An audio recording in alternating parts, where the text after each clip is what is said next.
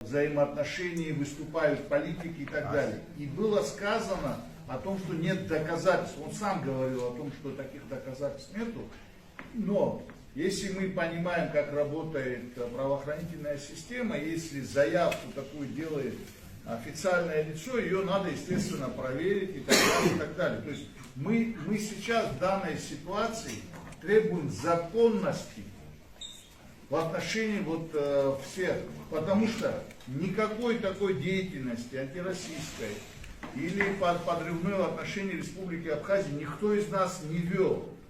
Понимаете, то есть была такая практика, бездоказательно, с помощью черного пиара, с помощью анонимных каналов, можно было обливать грязью, понимаете, и мы не могли бы достучаться, как судьи, кому обращаться за своими правами. Вы как законодательный орган должны продумать, мне так кажется, механизмы нашей защиты всех граждан Абхазии, которых вот так обливают грязью и незаконно обвиняют, понимаете? Это делали официальные лица. Понимаете? Если такая практика продолжится, когда официальные лица, президент, исполняющие функции министров и так далее, СГБ, они же занимались этим, они не бездоказательно обвиняли людей. Бездоказательно. И я к чему говорю?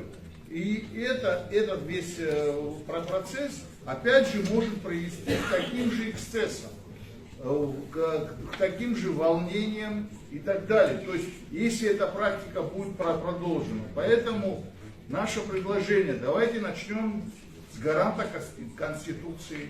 Давайте проведем, не знаю, вы его пригласите сюда, мы туда пойдем.